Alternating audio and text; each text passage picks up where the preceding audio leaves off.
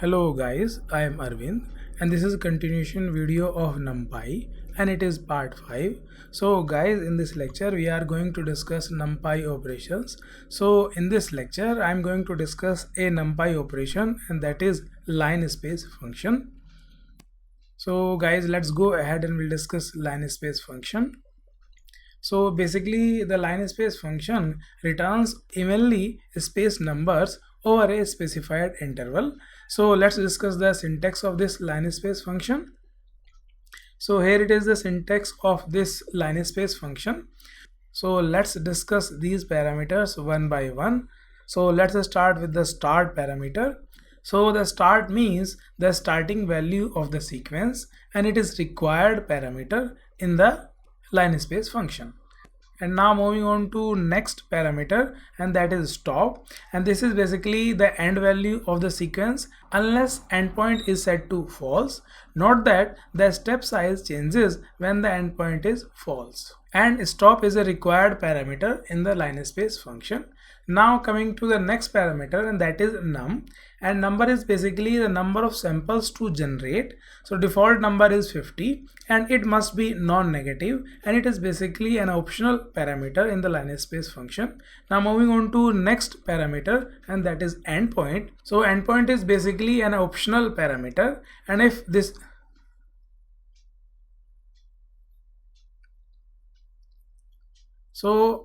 so the endpoint is basically an optional parameter, and if it is true then stop is the last sample, otherwise it is not included.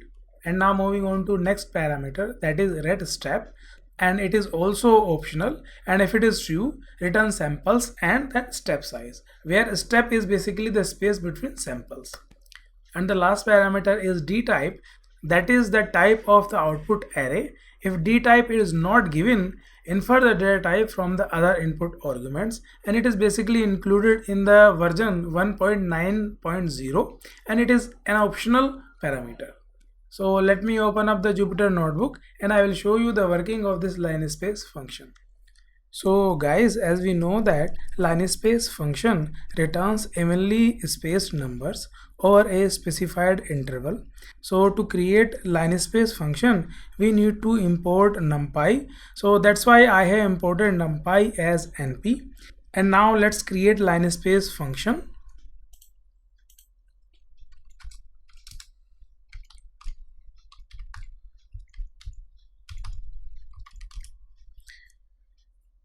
So guys, first of all I am assigning line space function to a, and all the samples of line space function will be assigned to a. And as we discussed earlier, line space function requires few parameters. So first of all I am giving two required or mandatory parameters, start and stop, to this function. So I am using one as a start parameter, and it will be the starting value, or we can say the first value of the samples, and 50 as a stop parameter, and it will be the last value of the samples. And now I am going to print a by using print statement.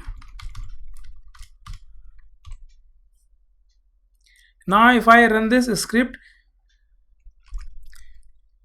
it actually prints 50 samples, and these samples start from 1 and stops at 50, and all samples are evenly spaced. Now why it is printing 50 samples? Because by default it prints 50 samples, and if you want to print, let's say, 30 samples, then we need to add one more optional parameter to this function, and that is num. So let's add num to this line space function.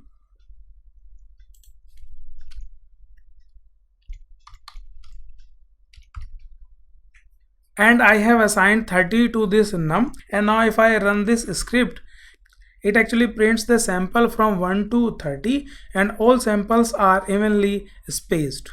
Now we can add one more parameter, endpoint, to this function, and by default it is true. So let's add this parameter.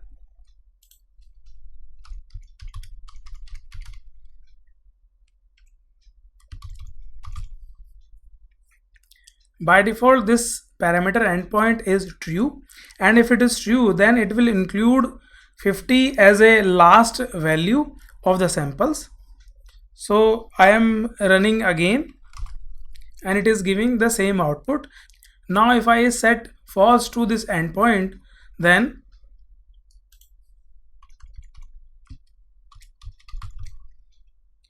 it will not include 50 to the samples and step size will also be changed. So let's run it so you can check this. Now if you want to see the step size between samples, then we can add one more parameters, ret step, to this function. So by default it is false, but if we set true to it, it will give you samples and the step size. So let's add one more parameter to this function, line space.